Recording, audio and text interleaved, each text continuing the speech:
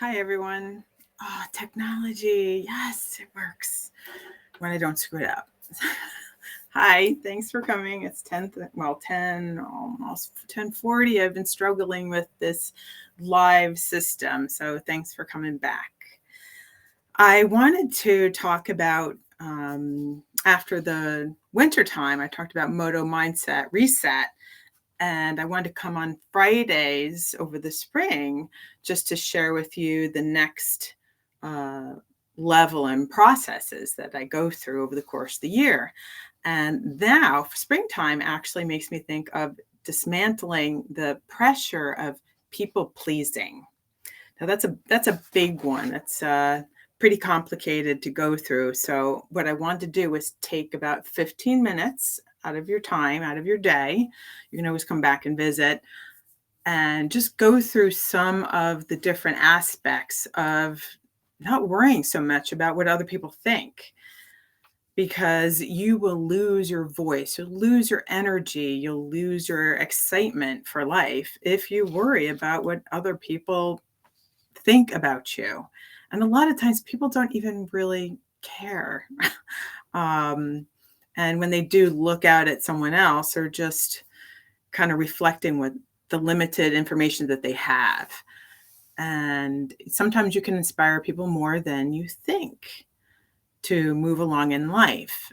And that's why I've actually started to set up all that I've done, is because I wanted to help people get out from underneath what it is that holds them down in life and move forward.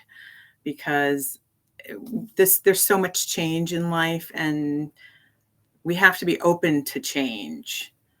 Um, and so I just wanted to be here just to help people, just give them a little spark of encouragement to make the small shifts that they want to make in life. And I like to try to surround myself with people like that.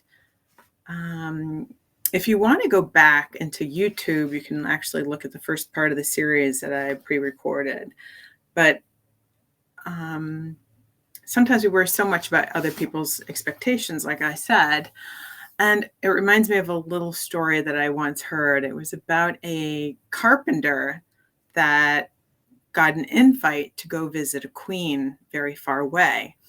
Now, because she was so excited about this visit and had expectations, she went out, she told everyone about her trip.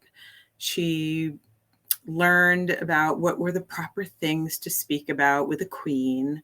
She bought a whole new wardrobe and tried to look up a lot of facts, so she sounded really smart when she met with the queen and the people in her kingdom there. So maybe a year had gone by, and she had packed up everything in her bag, and then she packed up it was a female carpenter, and she packed up her toolbox because she thought, this long journey far away, I might need some of these tools, and she didn't want to be caught without whatever things she would need. So she packed up lots of things in there. And the day came, and she was off on her journey. Now, it was a beautiful day. She walked and she walked in the hot sun, and the evening came, and she thought, well, maybe I'll just make myself a little shed so I have somewhere to sleep that's cozy and safe. So she built herself a shed. And then the next morning, she came out, she looked at her shed and thought, I could do a much better job than this. So she started to pull out her tools again and do some add-ons. And she added on a bathroom and a nice jacuzzi bathtub, and some nice shutters that she could see outdoors. She can look at the beautiful fields all around her. And next thing you know, a couple of weeks went by, and then a couple of months went by. And she was just busy making her garden now, so she had food, and her place was just looking really good. But then over at the kingdom, the queen said to one of the people around her, she's like, well, what happened to, let's just call her Susie. What happened to Susie? She was supposed to come here and share a meal with us, and I was really looking forward to her. So one of her helpers there said, well, I'll go out and I'll look for Susie.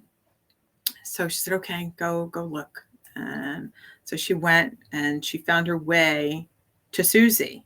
And she said, Susie, what are you doing? The queen's expecting you. She's really looking forward to hearing all about your life and your adventures. And she said, well, I made this nice house here. And if you want, come inside, have a meal. We can talk about it and make our way the next day. And the helper said, no, I don't want to go inside the house. I'll eat outside. Let's eat outside at the picnic table here, and then we can be off in the morning. So she said, okay. So they had a nice dinner that evening. Susie shared all about her house and showed her around outside and how it looked. And then the helper said, okay, well, we're going to pack up in the morning and we're going to go. Susie said, okay. But the morning came and Susie wasn't ready. She just couldn't peel herself away from her new home that she was so excited about. So the helper said, all right, well, I'll wait for you. But let's try to get things together so we can make our way over to the kingdom. Well, a couple of months later, Susie finally closed up her house, packed up her tools, and she and the helper went down the road to make their way towards the kingdom. And then came a stormy night. And Susie said to the helper, I need to just make another house. I need to make more shelter because I don't know if we're going to make it. So the helper said, well, I'm here for you and I'll wait. You make the shed, but I won't. You make your little home, but I'm not going to go inside. I'll stay out here and wait for you. Susie made her little shed. Then she added on a bathroom. Then she added on a nice little sunroom. And the storms passed, but Susie just kept adding on. And the helper was patient. She stayed outside, and she always waited for Susie to come. And they would talk. And then more months went by. And then one day, Susie said, okay, we'll pack up. So they pack up everything. Susie closes the doors again in her new little house, and they move on. Now, this goes on for months and months and years, actually, by the time they arrive to the castle. And the queen says, Susie, I'm so happy to see you. What happened? What happened? What took you so long to come here? And Susie shared that she had a difficult time leaving things behind. But this helper that the queen had sent helped her dismantle all the things that she just kept holding on to. And she was grateful to the queen for sending this helper. Why I talk about this is because sometimes we have a hard time getting out of our own ways to move forward. Because change, we can have a lot of anxiety around change and making our lives that much better. So sometimes we have someone that can come and help us take things apart in order for us to move forward. Now, in the media, a lot lately, a lot of social media, what's popping up for me is, I'm trying to remember, it was called the Art of Living. I don't know if anyone have heard of this. And so it's been popping up on my social media a lot. And for me, the art of living doesn't do any justice. Yes, it always sounds positive, but in order to get somewhere, we need to take things apart and we need to let things, I think more of the art of dying, because you have to let things die off in order to move forward and appreciate what's in front of you or what's on the road with you. And part of dismantling people pleasing is so key. And that's why over the spring, pretty much, I'm going to talk about different aspects of that. And I hope that I could help someone maybe dismantle some of the things in life that you are fearful of letting go. Because it's so easy to look at other people. We watch it on TV and we just say, oh, okay, I would not do it that way. I would change. And then, or even for our children or people around us. But when the time actually comes for ourselves to make our way to where we want to be, sometimes it's the things that hold us back. We're fearful of leaving. And the great thing about dismantling things that hold us back is that it gives us more energy and freedom to see the beauty in life, because one day we're going to run out of time. That Carpenter was lucky that she didn't run out of time. She made it there.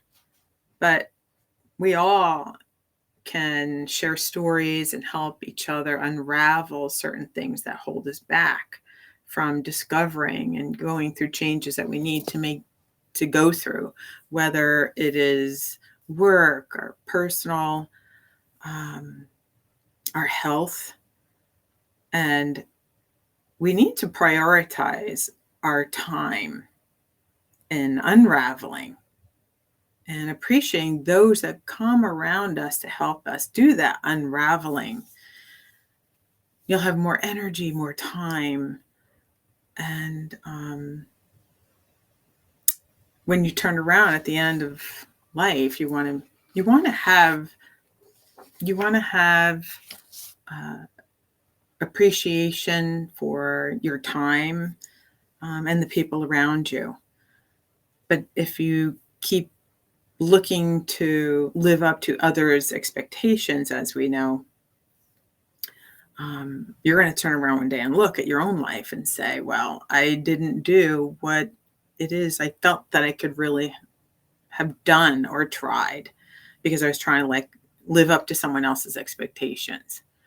So I did want to make a mention of, it's already been 12 minutes. So I said I would keep it to 15 minutes.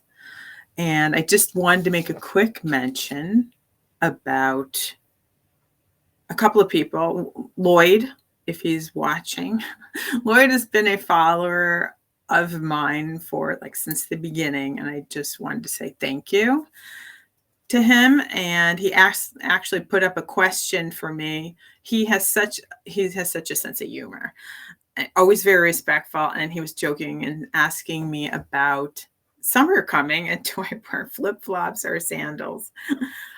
Well, I think flip-flops, I kind of keep them for the beach when I go down and jump in the water. One of my favorite things is to ride my motorcycle down to the beach, and I put my towel in my bag and my flip-flops, actually. Then I like to go down to the ocean. I walk across my local gravel beach is Campo in Connecticut. And it's a wonderful beach. And so then it's not the most comfortable beach to walk on. It has lots of little pebbles more than sand. So you have to wear some flip-flops to get down to the water. But I love to jump in the water and enjoy just listening to the sounds of the children playing in the water and enjoying the families. But yep, that was his question. But flip-flops to jump in the ocean and then hop back on my bike. And what else? I did want to make mention of the polls that I put up. So last week I put up a poll on LinkedIn about what it is you do for your own mental health. Do you like things that are funny? Do you like to meditate? What are the things you'd like to do to help relieve your anxiety? And the two top things was comedy. And I know there's something else. I know comedy was a big thing. People love to laugh. So when I actually do a lot of my some of my postings, I will definitely add in more humor, because I was happy to hear that was way up there in reactions where people love the humor. So just wanted to do a shout out for a lot of the speaker sisters. There's a lot of women out there that have amazing messages. And we'd like to see more females out on the stages. So if you have something coming up, reach out to a wonderful woman that you know that has a great message, and get her back up, get her up on that stage. So let's lift up each other. And like I said before, don't worry about what other people think or pleasing other people, because they don't know your journey.